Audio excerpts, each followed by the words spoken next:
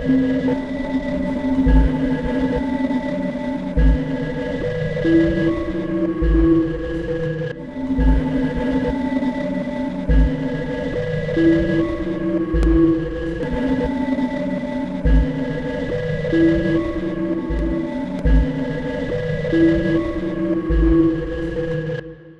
of all, the Cairo Geniza is arguably the greatest discovery of Jewish manuscripts ever found.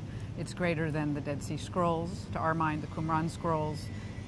It's just the most fascinating, varied, incredibly surprising collection of manuscripts. So we should say why that is, because the Dead Sea Scrolls, by and large, at least as most scholars see it, deals with a community of people who have, at some level, are trying to escape life as it's lived by most people, and certainly by most Jews even of the time. Whereas the world of the Cairo Geniza, beginning in the, let's say, the 10th century, and going up through the 12th, 13th century, but really much further than that, for 1,000 years, deeply reflects the lives that Jews lived in the entire Mediterranean basin, which is to say, the vast majority of the Jews of the world.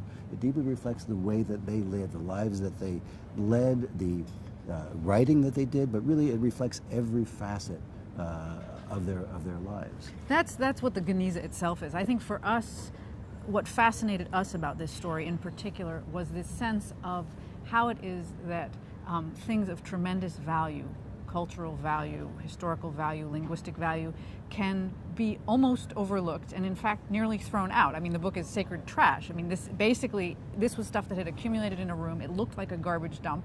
As far as the community was concerned, they were treating these texts with respect, but they weren't tending to them and caring for them. They were simply put in a room, and when it was finally uncovered, the people who first encountered it, the Westerners who first encountered it, basically described it as more or less a garbage dump. Solomon Schechter, who was very central to its recovery, called it a battlefield of books, and he's got this incredible description of everything stuck together and mangled up in one piece of paper, mangled up on top of another.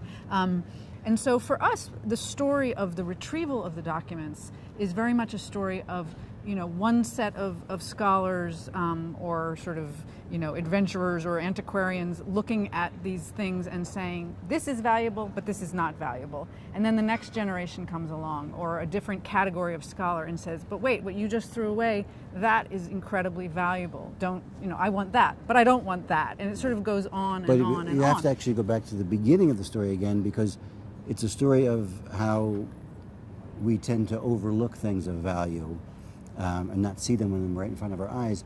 But they were put into the Geniza in the first place because in a very general and big and deep way, this Jewish community and Jewish communities, period, value the written word and value the Hebrew letter. So it begins with a question of kind of ultimate valuation of language, yeah. Which is, I think, really what drew us initially, and then a series of kind of the sort of mistakes and devaluations and revaluations that Adina described. The Geniza is this incredible sort of keyhole into a world that I think most Jews, certainly in the West, don't really know about, which is to say the Jews of the East. And the fact is that at this period, we're talking about late 10th through mid 13th century approximately, scholars estimate that something like 96% of the world's Jews lived in the East and spoke Arabic. They lived under the rule of Islam. So this is a very different Judaism from the Judaism of the Shtetl and Sholem Aleichem and all of that. This is a deeply Eastern, not ghettoized Judaism that's living sort of in basically a kind of peace with its neighbors, so that Muslims and Christians and Jews are doing business with each other and living in the same houses. It wasn't always perfectly peaceful, but there was a lot of interaction. And so for us, that was also a sort of fascinating element of this. I mean, obviously we'd been exposed to it before, and Peter, with his work with the medieval Hebrew poetry, had spent a lot of time in this context. But so that was also of deep interest to us.